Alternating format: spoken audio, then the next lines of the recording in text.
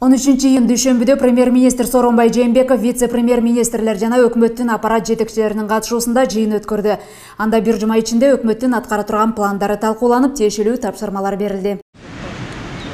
Кыргыз өкмөтү жаз айларында Жалал Абад облусунун Сузак районунда жана Баткен облусунун Кадамжай районунда жүргөн селдин натыйжасында жабыркаган үй бүлөлөрдүн балдары үчүн жайкы эс алуу уюштурат. Ар жыл сайын балдардын жайкы эс алуусун уюштурууга бюджеттен бөлүнүүчү каражаттын эсебинен Кадамжай жана Сузак райондорунан 65 өспүрүм жайкы эс алуу учурунда балдар лагерлеринде эс алышат. Премьер-министр Сооронбай Жээнбеков Кыргызстандагы Кытай Эл Республикасынын толук жана ыйгарым уктуу элчиси Ци Дэюйдү кабыл алды. Өкмөт башчы Кыргыз тарап Кытайдын төрагасы Си Цзиньпиндин жибек жолу экономикалык алкагын түзүү тууралуу демилгесин колдоого алат деп, жогоруда аталган демилге алкагында тараптар ортосундагы кызматташтыктын кеңейишине ишеним артты. Жолугушуунун жүрүшүндө премьер-министр Сооронбай Жээнбековдун Кытайга жасалчу сапарынын алкагында Кытай мамлекеттик кеңешинин премьери Ли Кэцян менен жолугушуусу өтөрү белгиленди. Анда эки тараптын кызматташтыгы өнүктүрүүнүн актуалдуу маселелери боюнча пикир алышуу болот.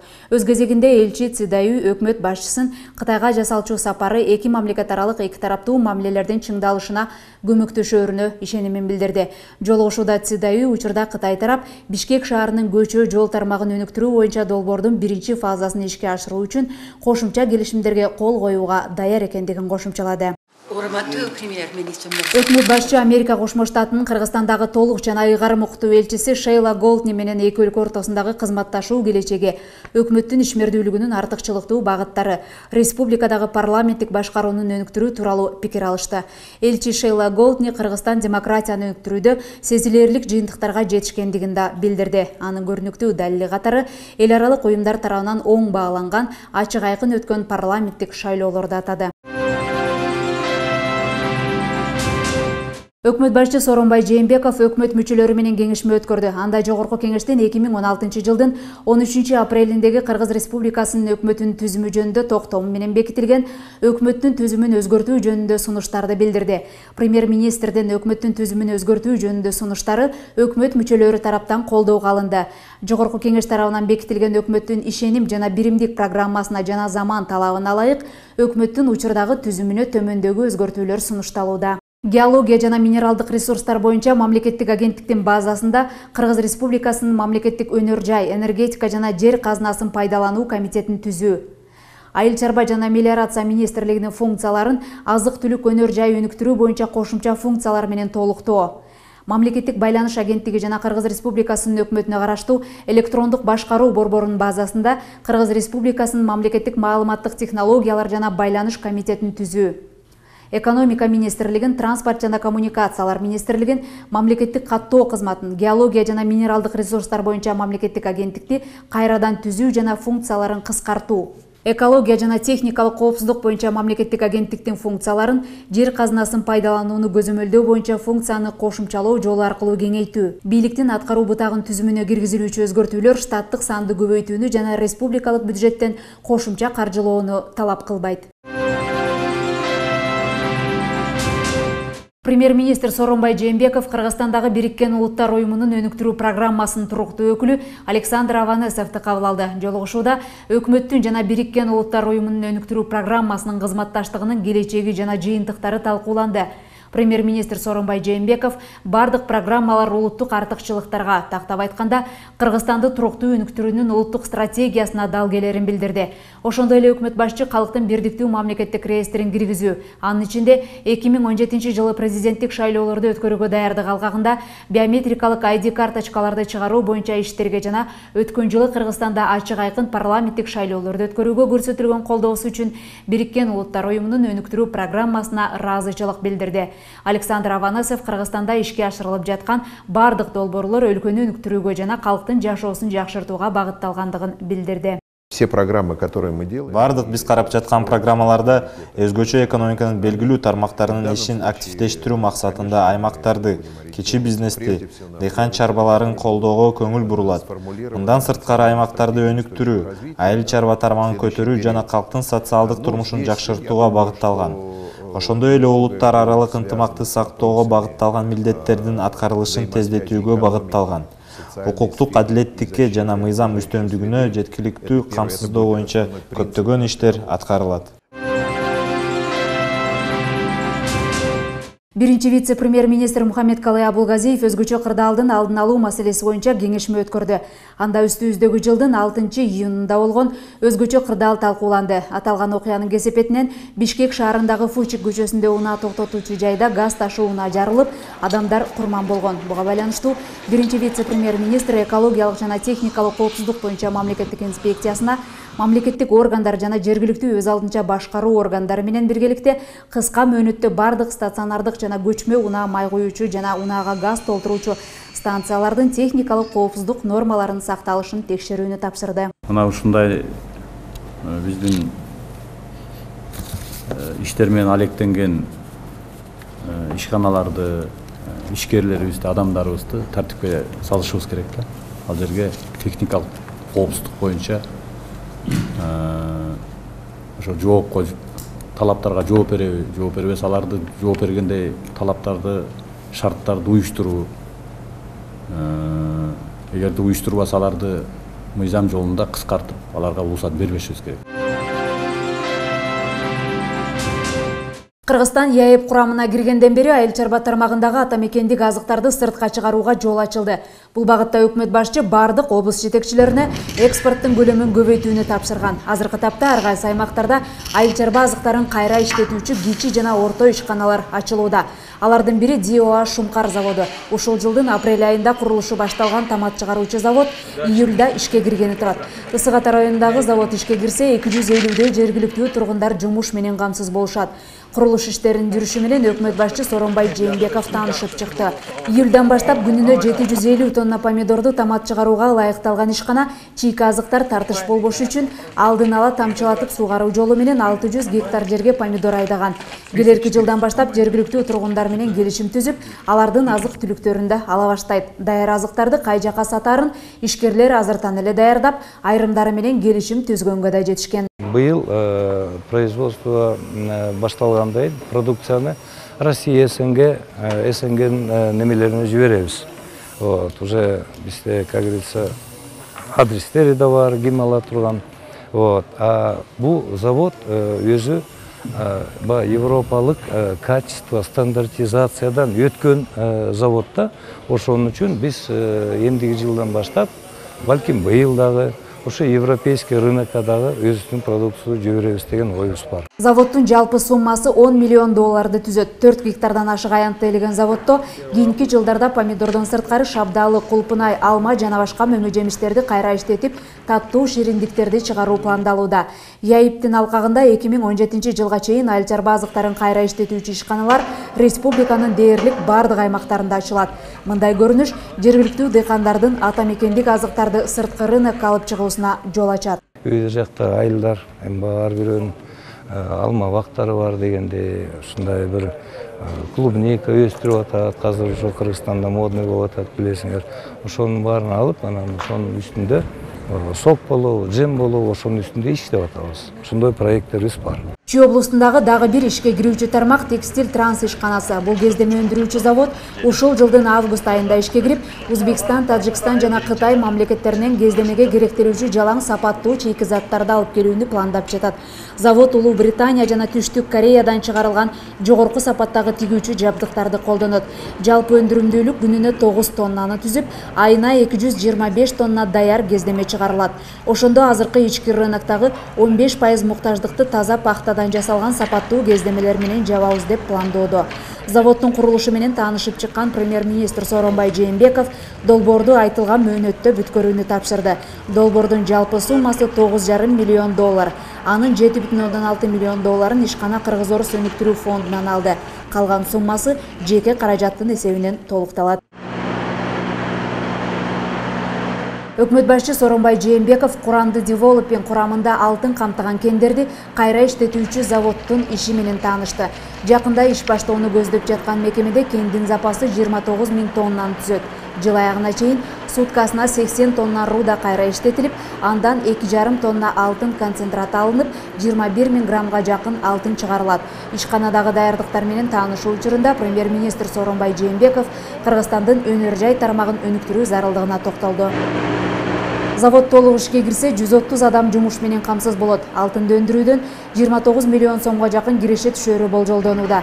Ишкана катталган күндөн баштап Кемин райондук салык кызматына 472,2 миң сом салык төлөгөн. Мындан сырткары социалдык фондго 652,3 миң сом, Орловка шаарын жарыктандырууга 60 миң сом которулган. 2017 жылга чейин Аламедин айыл өкмөтүнө социалдык пакет катары 950 миң сом бөлүнөт. Бул полфабриканын проекттик мощносту, проект боюнча түзүлгөн күчү 200 тонна бир күнгө иштетилет.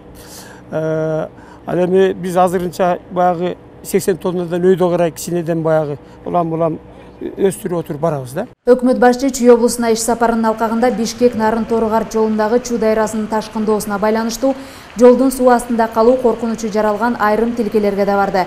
Чүй дайрасындагы суунун деңгээлин нөшөрлөгөн жаандын жана андан кийинки ысык аба ырайынан улам мөңгүлөрдүн эрүүсүнүн натыйжасында көбөйгөн. Ошол эле ордундагы сертең менен ушул Чүй областындагы жол мекемелеринин техникаларын баарын мобилизация кылып, бекемдөө жумуштарын орунда бүтүрдүк толугу.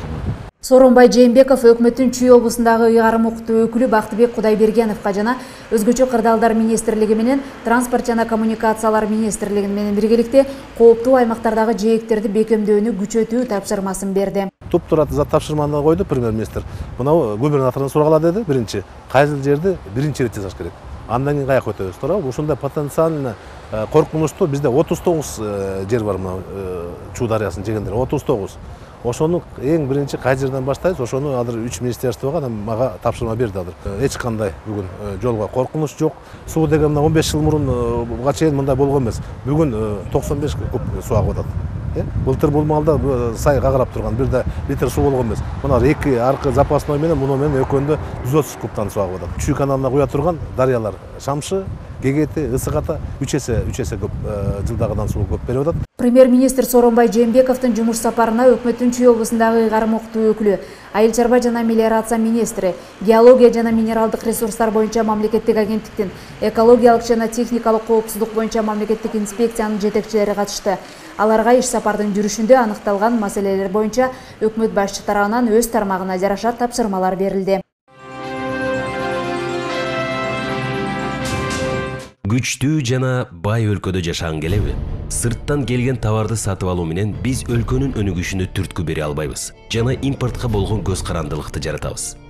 Жергиликтүү өндүрүшчүлөрдүн товарын сатып алуу менен биз Кыргызстандын экономикасын, айыл чарбасын жана өндүрүшүнүн өнүгүшүнө өбөлгө түзгөн болобуз. Кыргызстанда өндүрүлгөн товарды тандоо менен биз эң оболу кимдир бирөөнүн жумуш ордун, керек болсо бүтүндөй ишкананы, эгер мындай кадамды адатка айлансак, өлкөнү колдоп жана өнүктүрүп жаткан болобуз. Бул каражаттарга Кыргызстанда жолдор, мектептер, ооруканалар, заводдор курулат, жаңы жумушчу орундар түзүлөт жана пенсия, жөлөк пулдар төлөнөт. Жергиликтүү өндүрүүчүлөрдү колдо, кыргыз товарын сатып ал, Кыргызстанга салым кош.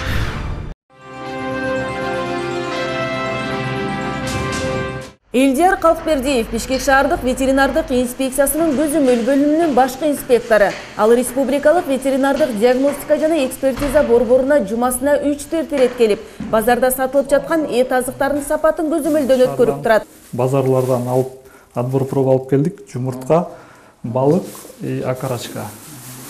Ар биринин өзүнүн штрих-коддору код менен келет. Кыргызстанда тамак аш коопсуздугун алдын алуу аруак адистердин көзөмөлүндө. Мындан улам ички базарларда жана сыртка чыгарылып жаткан эт, сүт азыктарынын сапатына кепилдиктер бар. Базардагы бардык сүттөр да текшерилет, эттер да текшерилет, огуш фруктулар да текшерилет. Огуш фруктулардан баштап азыр жазгы бардык селитрага өскөн өсүмдүктөр бар да, ошого жараша нитратестер менен бардыгын текшерип, ал жактан текшерип турабыз. Калган отбор пробаны бул жакка алып келип турабыз. Талапка жооп бергендер болсо, аларды саттырбайбыз базарга, алып киргизбейбиз. Лабораторияга түшкөн эт азыктары андан ары ветеринар врачтардын кароосуна жөнөтүлөт. Анда атайын жабдуулардын жардамында продукциялардын курамы текшерилет. Бизге алып келген продукциялар барына биз баарын изилдеп тастыктап беребиз. Антибиотик жок, таза, микробиологиялык изилдөөлөрдү жүргүзүп беребиз. Биздики таза азыр. Бирок чыгып калып атат. аны деген биз сразу эле инспекцияга билдирүү жөнөтөбүз. Кыргызстан Евразиялык экономикалык биримдиктин курамына кирген соң ири мүйүздүү жана ача туяктуу мал жандыктарды сыртка чыгарууда да талаптар күчөтүлгөн.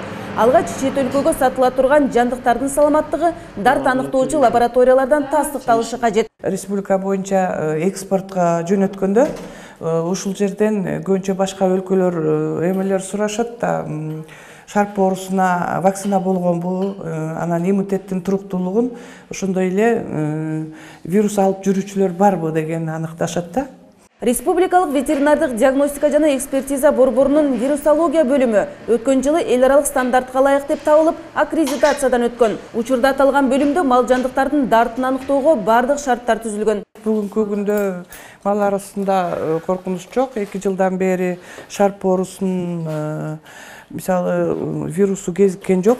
Чума оорусу тоже 3 жыл мурун антитела аныкталган, бирок лаборатория боюнча эч кандай чума оорусунун антигени табылган жок. Жакынкы күндөрү Республикалык ветеринардык диагностика жана экспертиза борборуна капиталдык ремонт жүргүзүү иштери башталат. Буга удай эт азыктарын жана мал жандыктарга ветеринардык текшерүүлөрдү жүргүзүүгө ылайыкталган заманбап жабдуулар орнотулат. Россиядан бизге 6,5 миллионго оборудование бере турган договорубуз бар, 3 жыл болду. Андан бери ана беребиз, мына беребиз менен келди эле.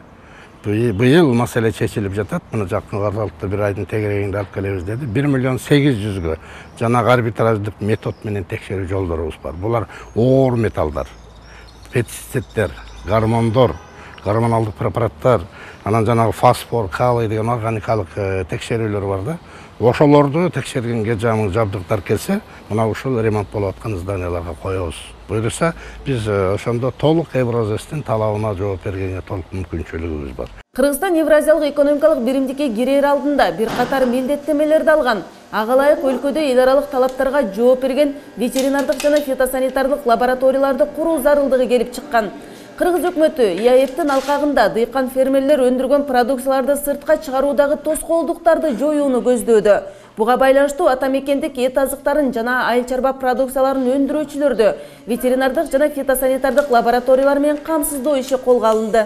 Иш план боюнча ветеринардык жана фитосанитардык иш-чараларды күчөтүү боюнча тиешелүү министрликке ведомствого тапшырма берилген. Бул багытта иштерди баштоо 2 этапта жүргүзүлөт. Биринчи этапта буга чейинки иштеп келген ветеринардык жана фитосанитардык лабораториялар реконструкцияланып, тийиштүү жабдуулар менен камсыздалат. Ал эми экинчи этапта Талас, Баткен облустарына, Балыкчы жана Каракол шаарларына вет лабораториялар курулат. Бул максаттарды ишке ашырууга 37,3 миллион сом каражат бөлүнүүдө. Бардык чыгып аткан, бизден чыгып аткан айыл чарба продукциясы сертификат менен чыгыш керек.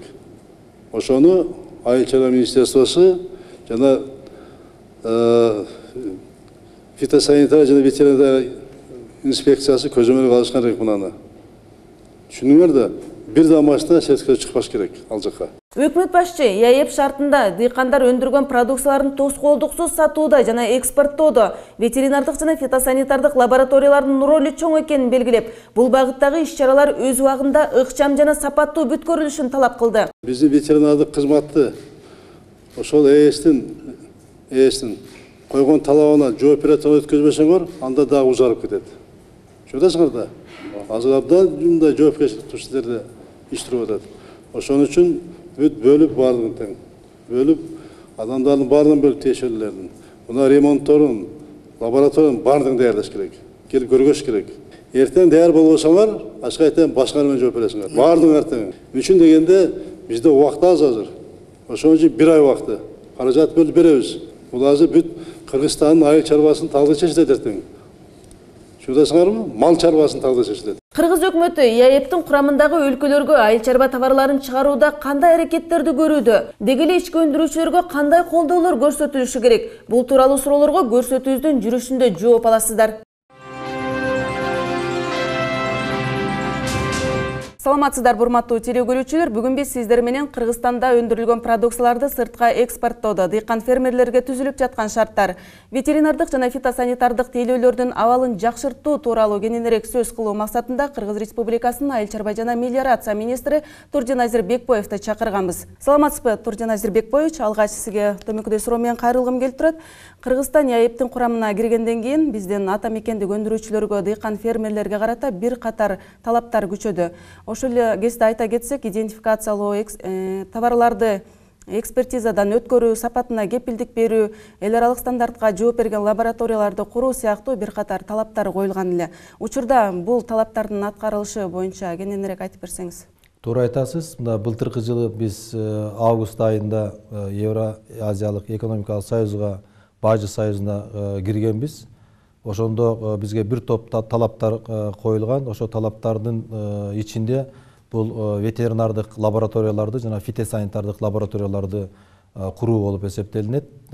Фитосанитардык лабораторияларды курганын себеби бизде айыл чарба продукцияларын тышка чыгарганда сөзсүз түрдө ошол жака биздин чек арадан чыккандан кийин ошол фермерлер, дыйкандар ошол лабораториялардан сөзсүз түрдө сертификат алып, анан кийин өзүнүн айыл чарба продукцияларын сатыш керек. Кээ бир учурларда бизге ошол Белоруссиядан, Казакстандан, Россиядан ноталар келип атат.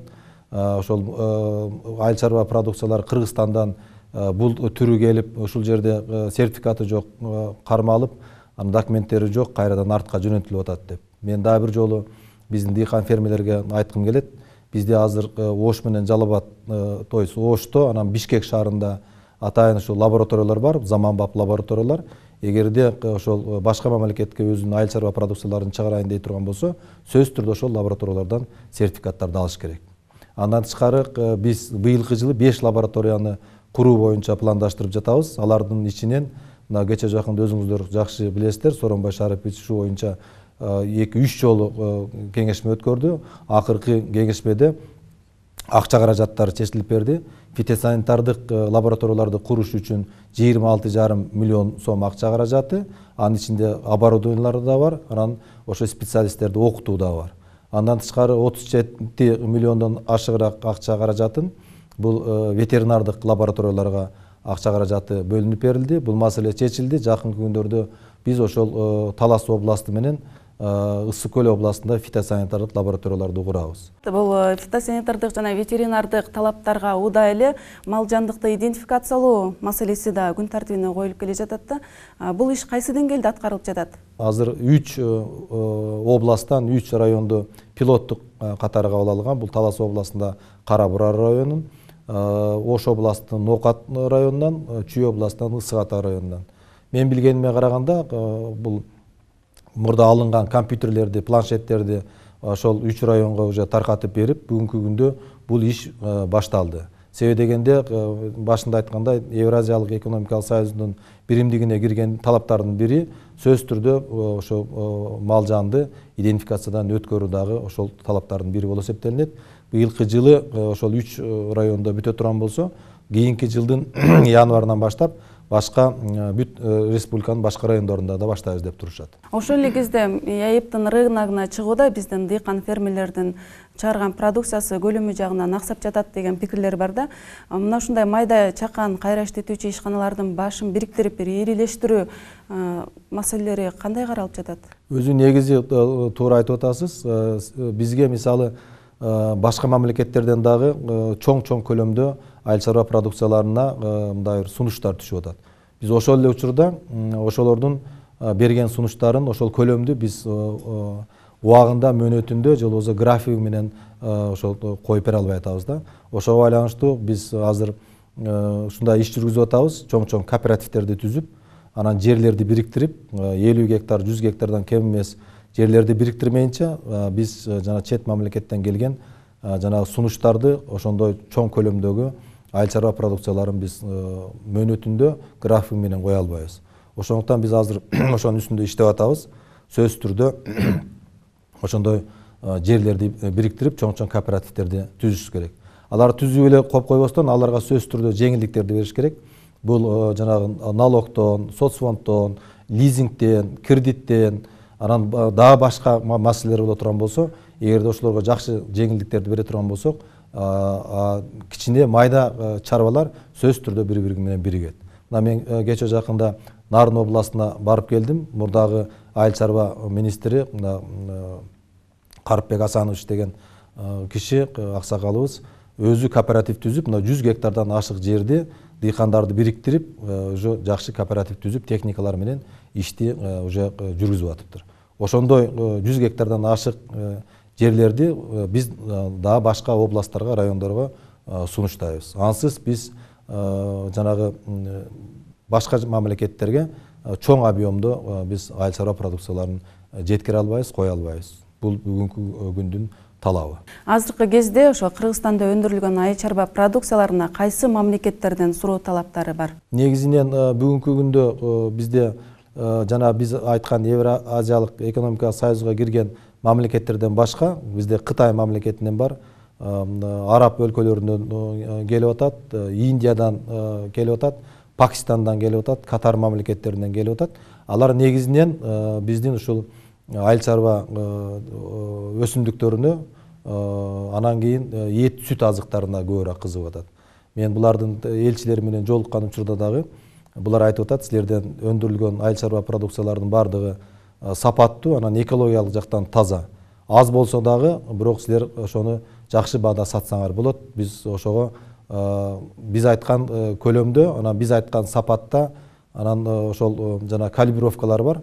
Ошондой кылып берсеңер, биз көп объемдо сатып алабыз деп. Ошондуктан бир эле жанагы Белоруссия, Казакстан, Россия мамлекетинде эмес, биздин айыл чарба продукцияларына башка мамлекеттерден дагы спростор бар. Мына кече жакында биз кыргыз балын сатуу боюнча атайын Үрүмчүдө биз жанагы торговый дом ачып келдик. Ал жерде биздин балды ошол Үрүмчү аркылуу башка мамлекеттерге да сатканга толук мүмкүнчүлүктөр түзүлүп атат. Негизги нерсе бизди азыр айыл чарба тармагын президентибиз Алмаз Шаршенович колдоп атат, премьер-министр кылып атат. Андан тышкары биздин парламент депутаттары бардыгы бүгүнкү күндө айыл чарба тармагына жакшы көңүл буруп атат. Бул деген сөз мындан бир 3-4 жыл мурда бир 300 миллион сомдун тегерегинде кредиттерди берген болсо, азыр мунун суммасы 5 миллиардка жетти. Мына азыркы Кыргыз Россия фондунан дагы президентибиз 10 миллиард сом акча каражатын атайын ушул айыл чарба тармагына бөлүп бергиле деп тапшырма берип атат. Мен ойлойм, бул негизи дагы деле аз эми айыл чарба тармагына бул берилип аткан кредиттер.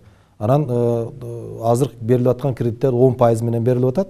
Бирок баягы субсидия берилип атканда 400 миллион болуп калып, биздин дыйкандар жакшы ошо кредитти көп санда ала албай калып атат да.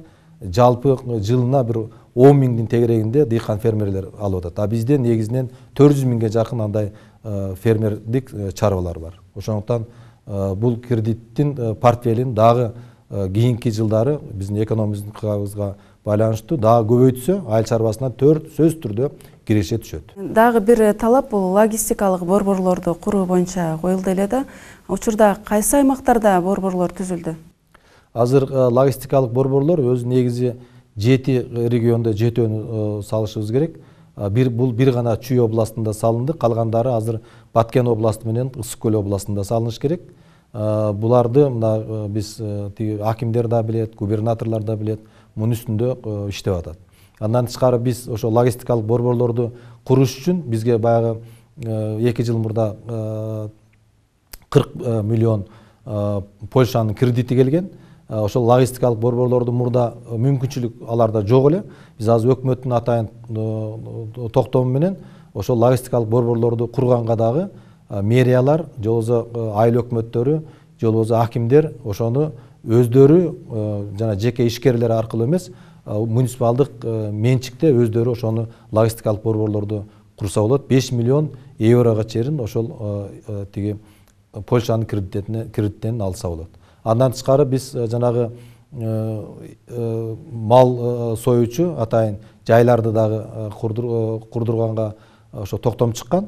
Бул боюнча азыр мына Нарын областында бул иш жүрүп атат, Жалал Абад областында жүрүп атат, Чүй областында жүрүп атат. Бирок бардык региондо булар курулуш керек. Мунун үстүнөн дагы биз иштеп атабыз бүгүн. Аткарып жаткан иштер тууралуу маалымат бергениңиз үчүн дагы бир ирет ыраазычылык билдиребиз. Урматтуу теле көрүүчүлөр, бүгүн биз Кыргызстанда өндүрүлүп жаткан продукцияларды сыртка чыгарууда дыйкан фермерлерге түзүлүп жаткан шарттар, ветеринардык жана фитосанитардык тейлөөлөрдүн абалын жакшыртуу тууралуу сөз кылдык. Бул багыттагы суроолорго Кыргыз Республикасынын айыл чарба жана мелиорация министри Турдиназир Бекбоев жооп берди.